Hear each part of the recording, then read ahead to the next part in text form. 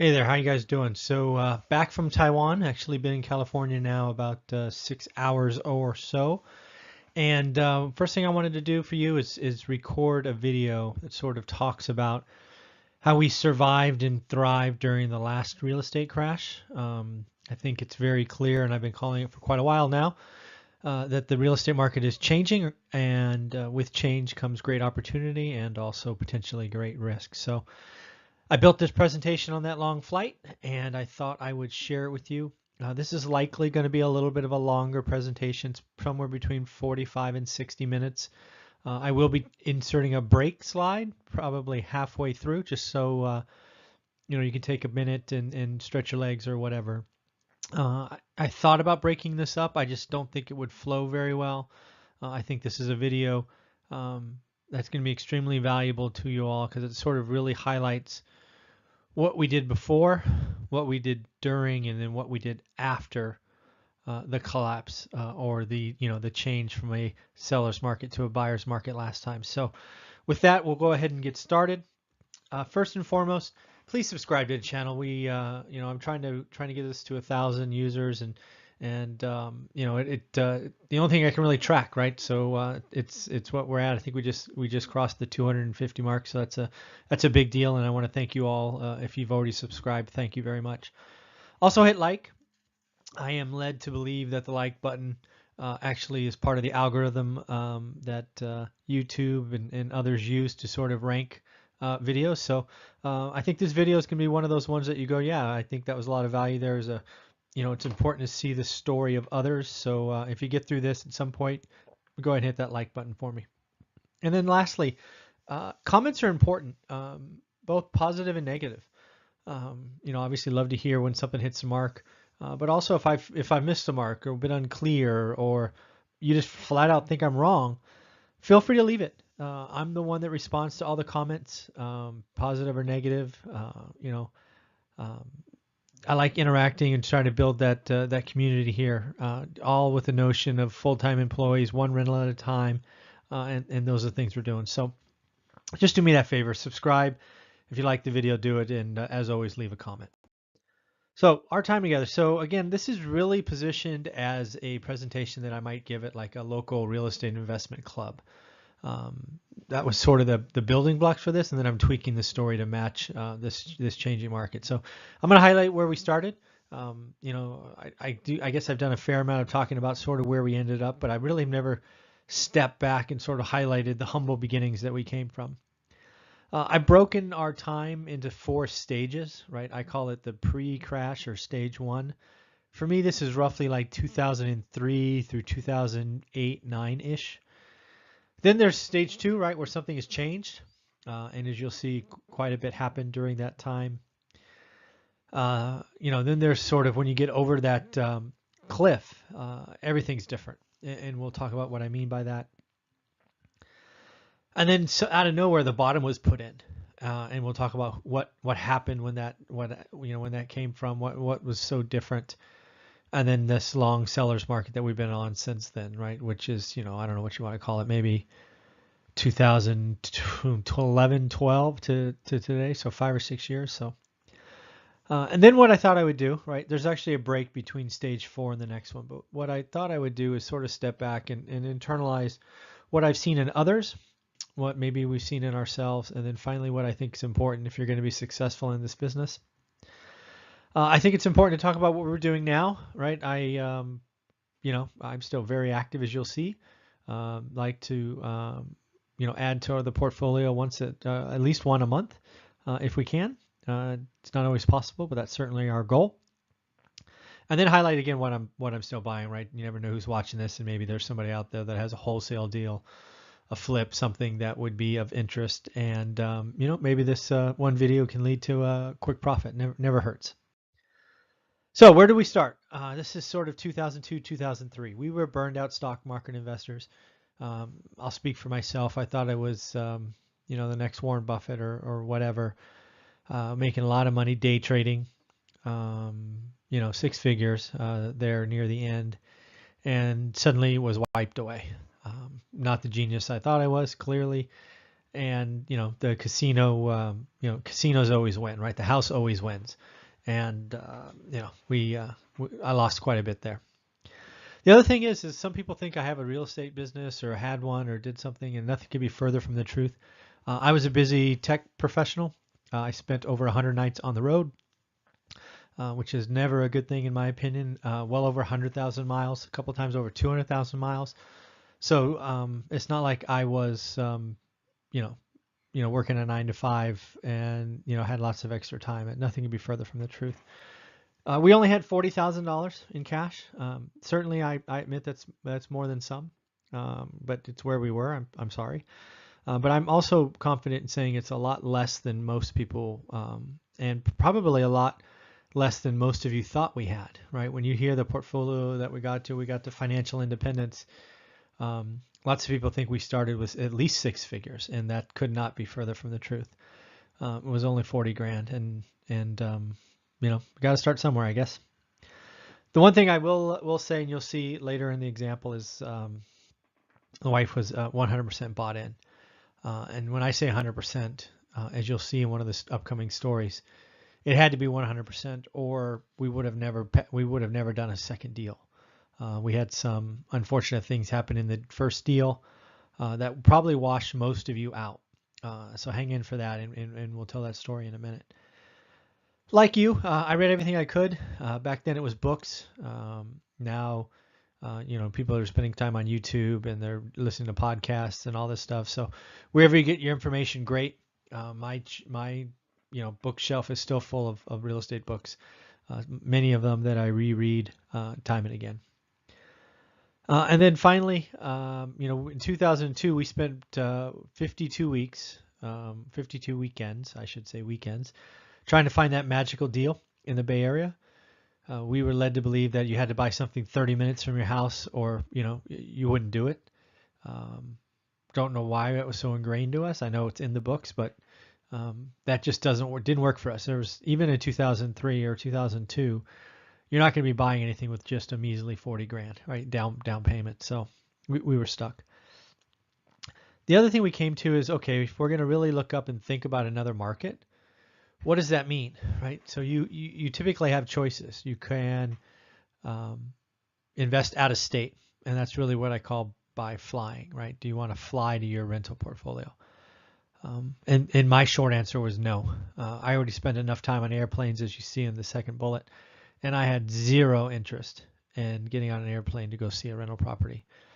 I don't care where it was. I don't care if it was Miami or Dallas or Vegas or whatever. The last thing I want to do is get on another airplane. So the answer for us is we had to be able to drive. And for us that meant we ended up choosing Fresno, which is 2.5 hours. So quite a ways. But the other thing is we've never spent a night in Fresno, right? So we leave at 6 or 7 in the morning, and we're back by 6 or 7 in the evening, seeing properties between there, meeting people, all of that stuff. The last point on this slide is, again, some people think we had some family relationships, history, mom, dad's a builder, whatever. Nothing could be further from the truth. We had no family connections, and frankly, knew no one in the business, right? I'm sure we had casual contacts with realtors. But they weren't, they were selling owner-occupant houses, and they were not landlords and things of that nature. So, I call this humble beginnings.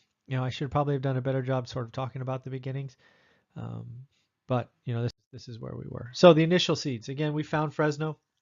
It's 2.5 hours away, one direction, right? So it's 5 hours in a car, before you've committed to that, right? And then whatever time you're in Fresno, 2 to 4 hours usually, depending on how many properties and who we're meeting with and what we're doing.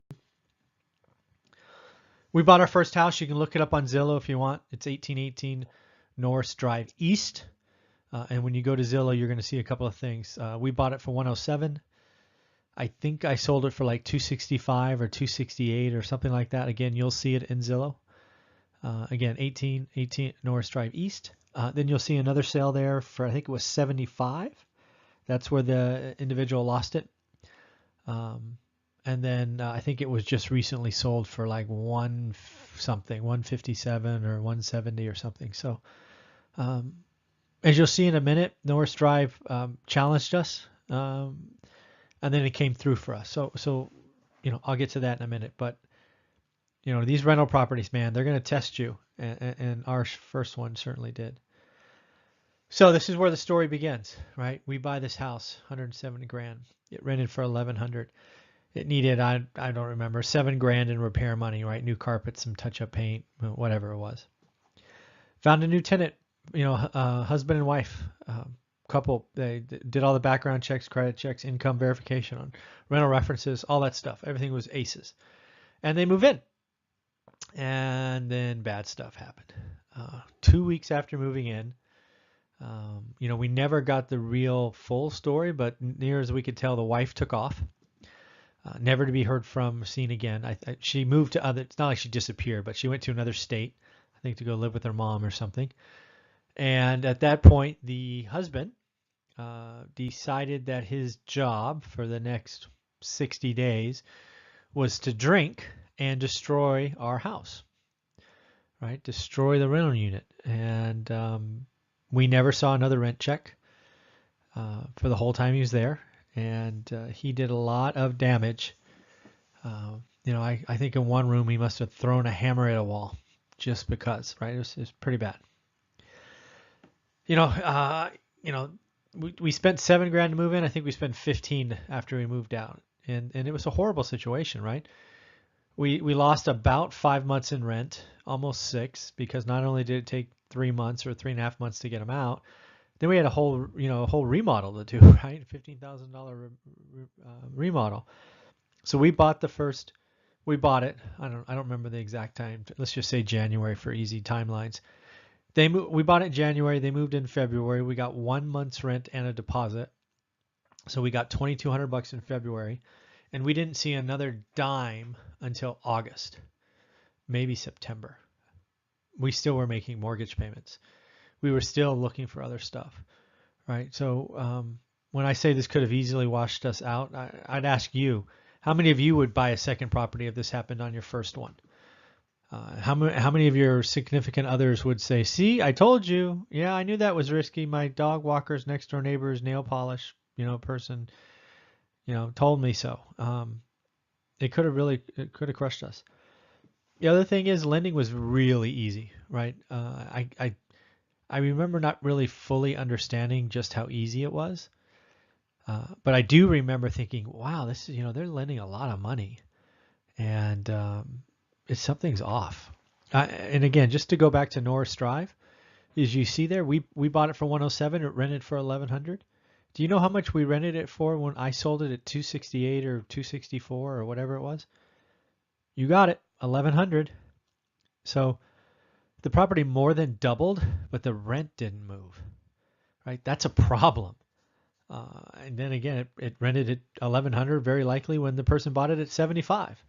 So you got to watch that, and it got really scary there.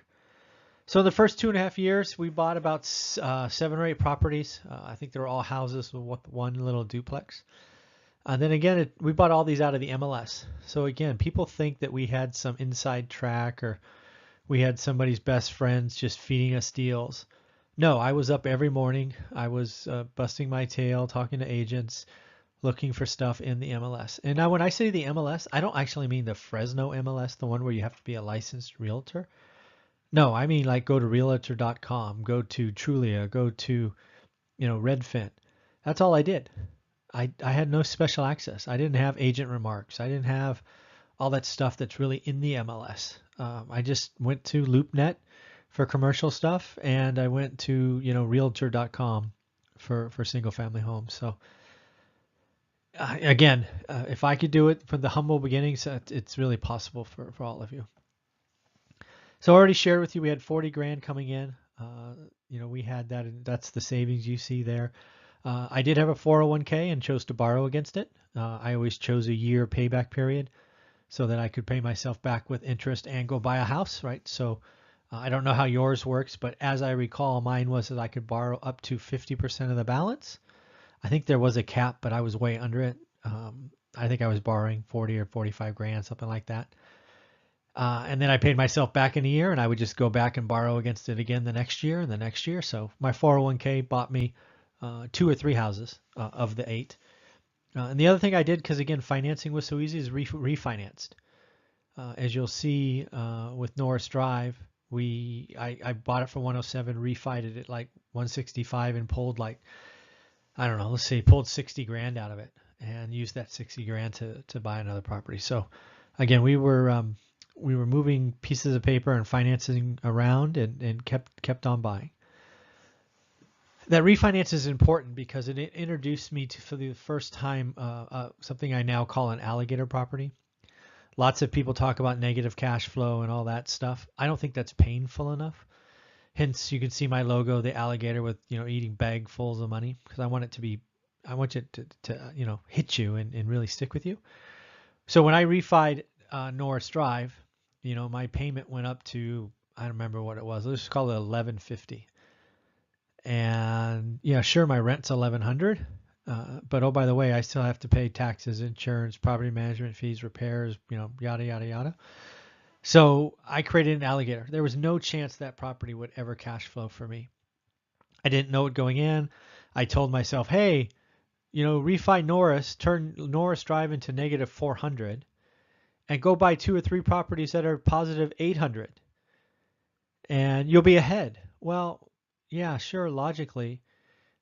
But again, I had a full-time job. I was already stressed enough. I didn't need to create this alligator. And every month I just hated going, oh, great, lost another 350. Oh, lost 600 that month. What broke? So again, it's not something I recommend, especially if you're a full-time employee looking to get a couple. Never, ever buy an alligator and never, ever create an alligator, which is what I did. I created an alligator via a refinance. All right, so we're into stage 2. So sometime around 2007, we realized that we just couldn't make the numbers work, right? Remember Norris Drive? We bought for 107, rented for 1100, was just fine, but then we ended up selling it for 260 something. Well, as you might imagine, it doesn't make sense. If it didn't make sense at 160, it doesn't make sense at 260. So, something had to work or had to change. We were making, or I was making hundreds of offers and lost everyone. All right, before, when I make 100 offers, I'd get maybe 10 counters, and then, we'd move forward on 1 or 2. Now we were getting nothing, right? And people were just, it was like people were, I don't know what the tulip, run up was in Holland or wherever that was back in the day, but that's what it felt like. I mean, people were throwing contracts around and people were buying new homes that weren't even built and selling them for profits. It was lunacy. But again, that's where we were. People were paying stupid prices for rentals. I mean, I can't think about anything. If I couldn't make Norris Drive work at 160, who could make it work at 260? And again, that person I think only put 10% down, got some, silly 2 and 28, meaning 2-year fixed, artificially low, and then a 28 payment, much higher interest rates. It was not good, and it was a problem. So we were stuck, right? What do we do? We had a plan. Sure, we had 8 properties. I don't know. Maybe we were cash flowing $1,000, maybe $1,200, whatever it was. But it was nice to have them cover the payments. I won't lie. That was cool. But we couldn't retire, right? We couldn't get where we wanted to go off 8, and we just felt like we were stuck. And either had to, we felt like we had to make, a choice between 2 bad decisions. Until we were introduced to the market of 5 to 20 units. So something to step back and for you to understand. Again, it's the same today as before. Lots of investors, and I'll use air quotes there if you can't see my fingers, they're focused on the single family homes through fourplexes because they can get relatively easy financing via what's called a residential mortgage. And you can get a residential mortgage up to 4 units. However, when it goes to 5 units, you now need a commercial loan. Very different ballgame, different set of rules, a lot more paperwork. However, what we saw is the reason we sold Norris Drive at, let's just call it 260. So this is Norris Drive. Write this down, right? We sold Norris Drive at 260. It rented for 1100. We bought a property on Vassar for 223 that rented for 2,700. So look at that difference. We spent, I don't know, $37,000 less, but we got, I don't know what it is. I've already forgot my numbers. You guys tell me, 1,600 more in rent. So again, that's what we saw. So we started to 1031 exchange.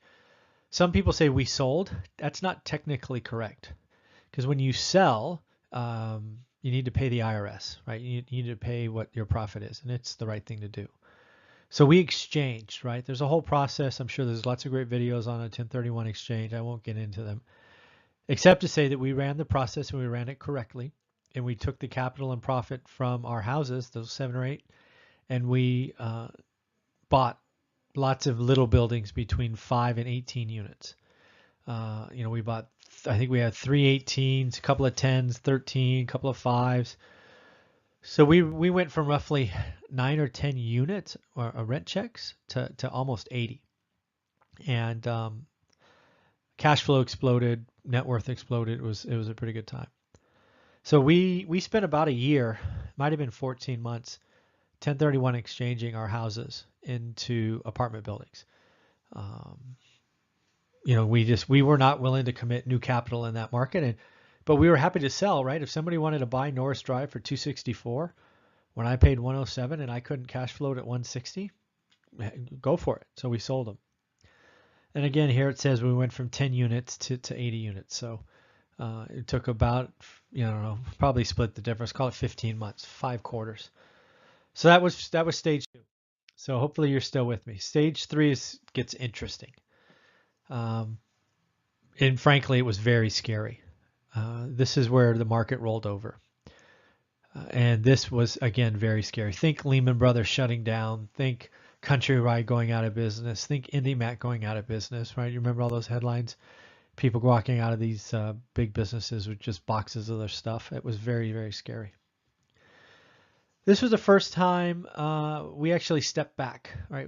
There was 2 times in our history where we didn't do anything for, I think it was 6 or 12 months, right? We stayed engaged. I kept looking, but it was so scary. We just decided to stock cash, keep putting cash away, cash. And we just didn't know what was going on. The other thing to note is our rent, because now we had apartments and people were losing houses. We had some of the highest occupancy we've ever had and the highest rents per door during this time. It was an oddity as people moved from houses into apartments. The other thing that happened is lenders stopped, investing to quote unquote investors.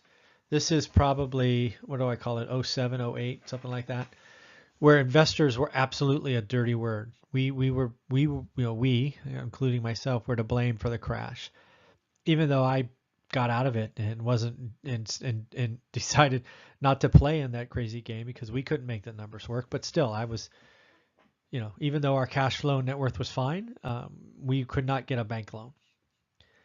The other thing that happened is buyers just disappeared, right? Everybody who was buying with these funny mortgages realized they couldn't cash flow with real financing. Just the buyers just went away. And just to point out to today, this is where I think we are in some of our high-priced market. I think the buyers are on revolt, and it's going to take a while for the sellers to figure that out. And when they do, price cuts are coming. This is really for high-priced markets like the Bay Area, Orange County, New York, probably Chicago, although I don't know it, just probably all the big cities. Certainly anything above the median, right? In my market in Fresno, you couldn't pay me to touch a $400,000 house today, right? As a rental. I think they're great as owner occupants, but you couldn't get me to buy a $400,000 rental property, right? And I wouldn't flip a $400,000 house because there's going to be hundreds, if not thousands of them coming up. And that's a problem. But anyways, I digress. So the other thing we saw for the first time, right? We're now about probably 10 years into this thing, certainly 8 years, and we started seeing motivated sellers.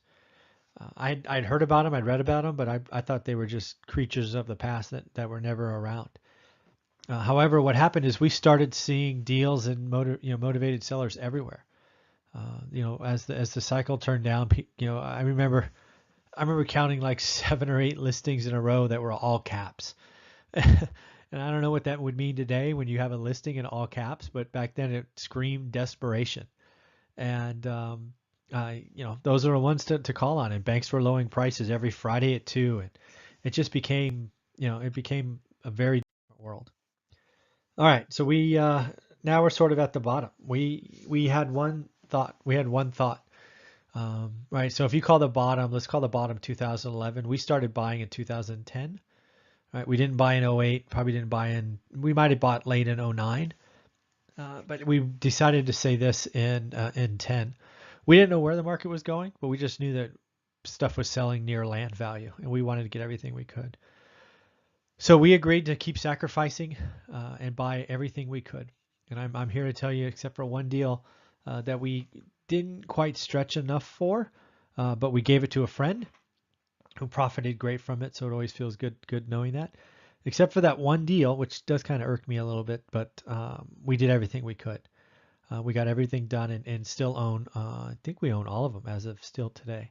We may have sold one. I think we actually just sold a duplex that we bought. But in the end, we still own these. This is why we're retired, because of all this stuff we bought. But again, remember, banks were turning us away, right? No bank would lend to us. Even though the market's, at land value, somebody with a 7x, 700x or 800 credit score can't get a bank loan because he owns too much property. It's foolish, but that's where we were. So we had some struggles again, right? It's real estate game's full of struggles, man. I'm telling you, this is probably the fourth time I've talked about something that hit us and it could have washed us out or caused us to go elsewhere. But we had to do something, right? Because we could just pay cash and buy 1 or 2, 3 a year, but we were actually introduced to a hard money lender. You can look up what hard money lender is. For this instance, I'll say it is some rich individual who can decide to lend out his or her own money at his or her own rates. There are rules and regulations and points and spreads and all of that stuff. I don't know what they are, but what we were doing with this guy is we were doing 50% of purchase price, 9% interest, and some upfront fees for the loan. So basically, working with him in this case allowed us to double the amount of properties we could buy. Right, so we could pay cash for whatever, but if he loaned us 50%, we could buy twice as much. And then what we did is as that rolled along, we actually started to have friends and family come to us proactively and offer to be our investment partners. So we created a 10% interest only program for them. It doesn't exist anymore, but again, this is what we did, and it was very very helpful. The private money, they were happy getting 10% instead of less than 1. And we actually still have some of these notes out today. And again, we bought everything we could. We bought lots of houses, lots of duplexes, lots of stuff that were crashed. But when the market went down, we also bought 2 10-unit buildings, an 18-unit building. We bought a commercial building. We bought everything we could. And the funny thing is about the 18-unit building is we actually got that with nothing down. We basically were fixing up another building. A bank president, I think, came by, a real regional or local bank, and said, hey, we've got a building, 2 doors up that we're about to take back. I like what you're doing here. You turn this thing into something. Would you do that with ours? And after talking to him for a while, we agreed to take it over for payments. He agreed to lower the interest rate to something more manageable. And we just did a new loan. Didn't have any, I think we had to pay for the appraisal or something. I don't remember what it was, but basically no money down. So it's kind of fun. And then we kept buying. We were, there for a while. We were buying at least 1 or 2 things a month, every month. So probably 3 things, a couple of months. And then out of nowhere, the big hedge funds came, ruined the party. What I mean by that is they came in and started buying directly out of the MLS. They became the biggest buyer for all the agents that owned REO relationships. So REO agents wouldn't even put them in the MLS anymore. They basically said, we'll take everything you have, and they'll deal with the couple of dogs that they get. So where we were getting, I don't know, 50% hit rates on our offers, at least via counters, we suddenly got. So it was just I didn't see it coming, but when it came, it was interesting. So this is going to be our first break. That's our first phase. Again, remember, if you like what you've seen so far, hit subscribe, hit the like button if you don't mind, and comment. So I'll just pause right here for a couple of minutes, and I ask you to pause it if you need to use the restroom or get a drink of water or whatnot, because that's what I'm going to do, get a drink of water, and then we'll get started.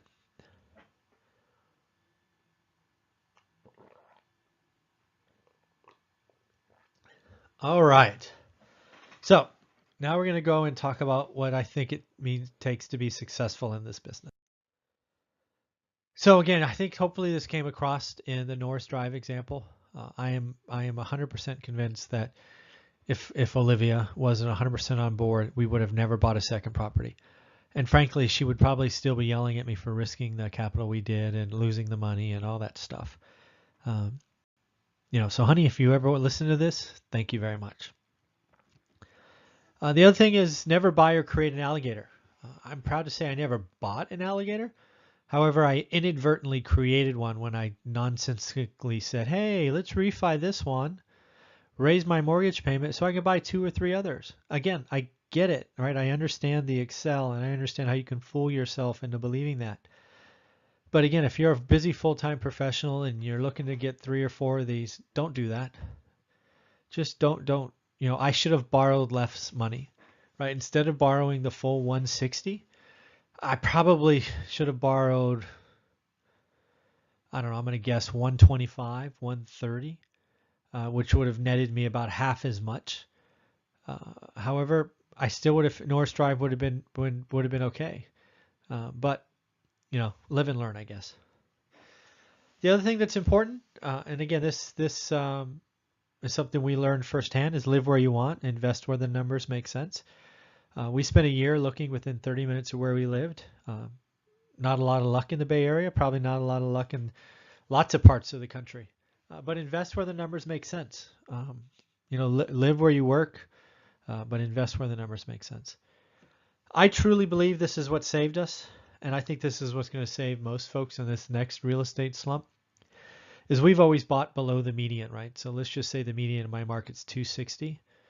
You won't see me buying or even creating anything over 200. I want to have a margin of safety, right? I don't want to compete with new housing stock, right? They're building new housing in Fresno all over the place for 350, 300. I don't want to compete with that stuff, because when the market rolls over, the builders can slash prices and do whatever they do. I don't want to be close to that, right? Would you rather buy a new house at 280 or an ugly one at 250? I don't know, but let's talk about a rental at 175, right, or whatever it is. So the other thing is I don't have an ego about what I own. I grew up dirt poor, as some of you know, and I'll talk about that probably in an upcoming video where I really started. I'm not comfortable around Park Place and Boardwalk and all that stuff. So it's just not me. So I buy affordable, solid rental housing, and when in doubt, I buy a piece of junk and create an affordable housing. So that's who I am and what I do. This is important. I've done a couple of videos on this, but it's just people just need to hear it over and over again to get it right. There's sort of 3 conditions housing is, and again, remember I bought out of the MLS, so I'm speaking from my experience. There's the vacant boarded up houses, which in many cases should just be freaking torn down. I call those slumlord. Then there's the well used but under rented, right? So it's, hey, come in, long-term tenant, been here forever, rent 700, should be 1,000, blah, blah, blah.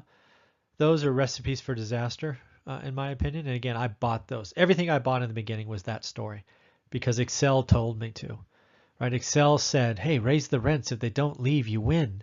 Guess what? There's a reason it's under rented.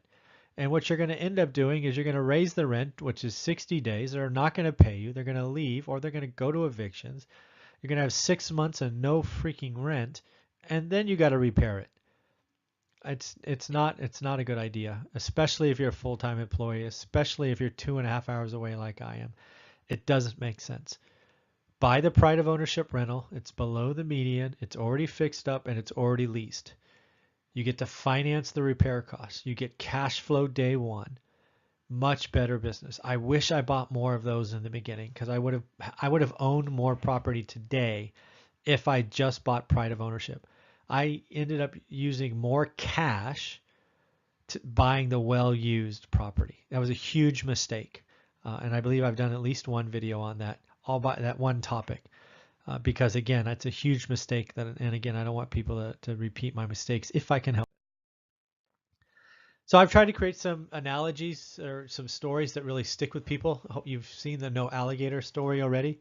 Here's another one I'm relatively infamous for is the notion of crap, right? Don't be crap.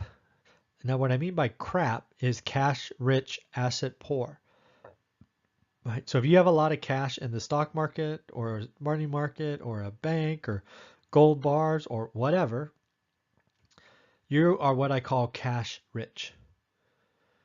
And if you don't have any income producing real estate or other things that produce income, you're asset poor. So hence cash rich, asset poor, or crap.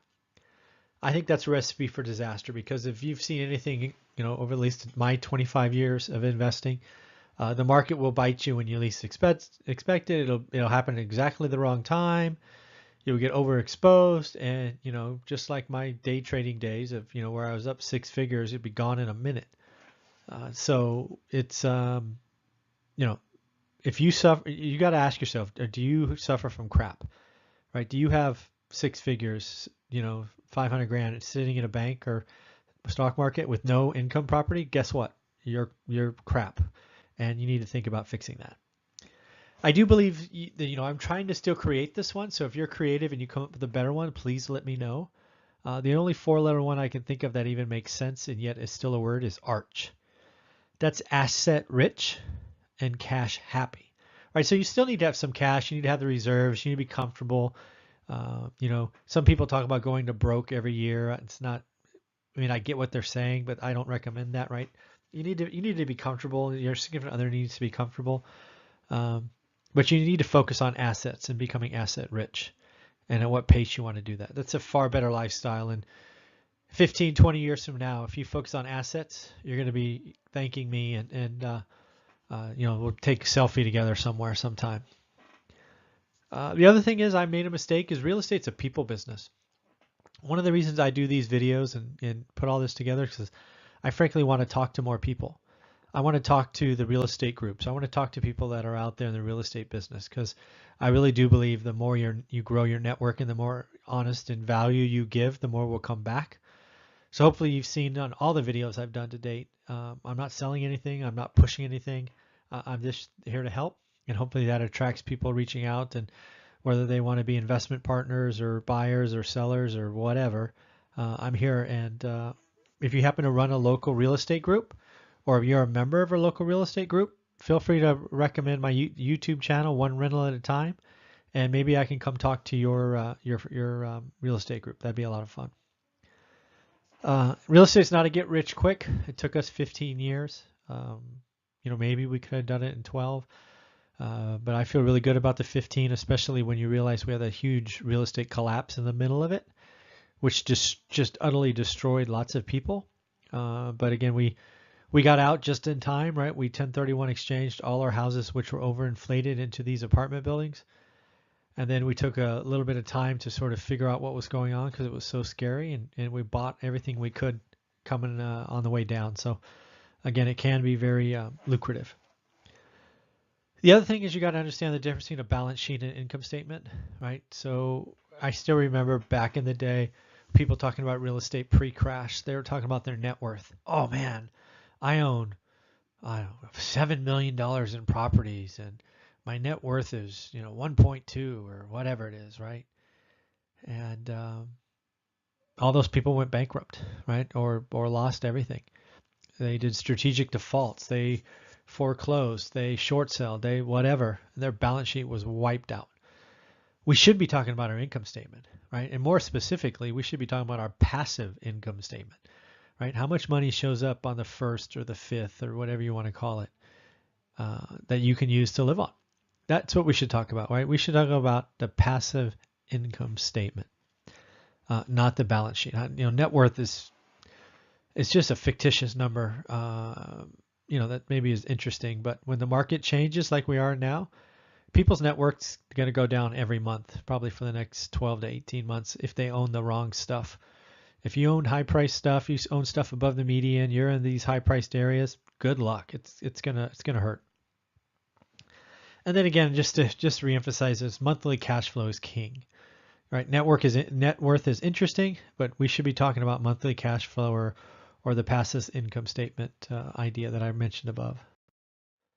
So what am I doing now? Right. So first and foremost, I'm still a very active portfolio or buyer. I think I've done 24 or 25 transactions this year already.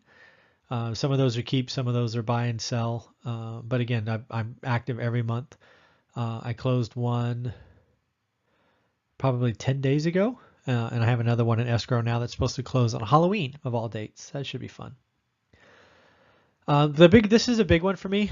I'm looking to create an audience, right, of 1,000 people that are subscribers to the One Rental at a Time channel.